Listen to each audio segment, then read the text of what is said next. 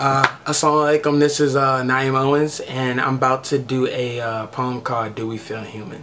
I just want to first say I want to thank everyone that, subscribes, supports, shares, likes, and just, celebrates with me on my successes. I'm really nothing without my supporters and fans, or whatever you call them, so I love you all. But this poem is called Do We Feel Human? I hope you guys benefit from it, inshallah. I doubt we are human. This organ in our chest is nothing but the devil's amusement. This world is a pollutant, for we are so desensitized to the illusion of living that we end up walking zombies to a brainless recruitment. Our bodies are parties to every sin that lives on the surface. We consume so much from the dunya that we leave this planet earthless. We lost ourselves in the praise and arrogance, so I ask you this. Can you think to call yourself human? Is our chest filled with love more than our eyes filled with lust? Is our intentions content with trust, or are our minds filled with disgust? So can we readjust the reformation to the nation of our hearts? Our black plague leaves rats in the streets of our minds. Our infection is deadly because we're blind to every stop sign. We ignore every red light and turn our sight away from our crimes. We live in a world where we mistake our prophets for praise seekers.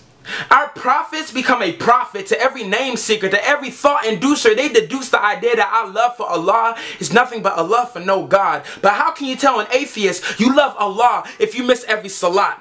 How can you tell the poor to believe in your God when you don't pay zakat? How can you tell the hungry children of Africa to still believe when you don't fast in Ramadan? How can you show the deaf man Islam when the only time you represent Islam is when you're speaking the Arabic tongue?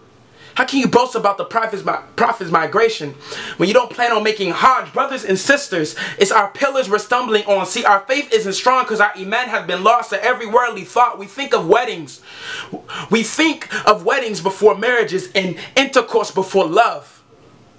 So I ask you, are we human or are we ruined? Because to say the human is flawed is only a clause, because Adam ate from the tree and that was the last time he ever disobeyed Allah. So whose footsteps are we following from? Who inspires our restriction to God? And if someone steps in to prevail, we rebel. Sometimes I sit after prayer wishing I could be a part of the prophet's cartel. I bet they had the greatest guns spitting from their tongues. See, the real jihad is within the nafs, the heart. So I do have the right to bear my arms, or better yet, bear the Quran. I solely do have the freedom of my tongue to recite every verse that can resurrect the peace and love. They preach peace in the Middle East, but I plead for unity in the West. And as I do, tears roll down my face and hit my chest like a heavenly drum. But there is no contest to the way it feels when the organ in your chest is warm and free of regress. Do we feel human? Do we fill our hearts with another's contentment? Or do we search valleys and oceans for Allah's acceptance? Are we steadfast in our worship, or have we truly lost that purpose? Is it all about money, girls, and exploitation to be popular? Do I have to take every physical feature of my body and exploit it and leave my mind unanointed? Sometimes I feel as if my soul is disjointed because my body makes horrific movements and they're pointless. Do you ever find yourself making prayer and your body just going in motions without a thought to what you're doing, and it hurts? Because that just means you've lost that connection with the Lord who created the skies and the heavens. You can't find yourself because you are going through transgression. The shaitan, man.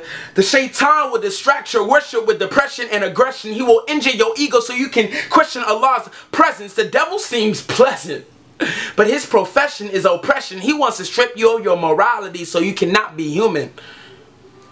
How many times do we have to look at a reflection in the mirror to realize that it isn't the mirror that's broken, but just our hearts? How many times do we have to joke about rape, adultery, fornication, racism, and gentrification before our own eyes start to ignore it as wrong? They say learn from the past. But man, we still haven't learned from how Adam was tricked by Shaitan, or how arrogance killed Pharaoh, Eunice trapped in a well, and our well is our doubtful thoughts, Luke's people showered by brimstone, Noah's people drowning in flood zones, and their calamities were examples on how to preserve our prosperity. Our barbarity is mistaken as popularity by society. We're searching for our way back home, and our yellow brick road is our religious therapy. Our scarecrow is every sign of the last day. Our tin man is the inspiration that allows us to change. Our lion is the courage to stand up for what's right, and our Wizard of Oz is the hope that Islam does ignite. We're all but a Dorothy wearing the very thing that would send us back home. But it's not about just reaching Allah. See, it's more about the journey. It's obscure how we lack clarity due to our misguided sincerity. We fail to recognize our true priorities, and it leaves our hearts with no security. Do me a favor. Place your hand on your chest. Can you hear that beautiful organ singing? It's singing every harmony that it wishes you to express, but that doesn't mean your actions will reflect.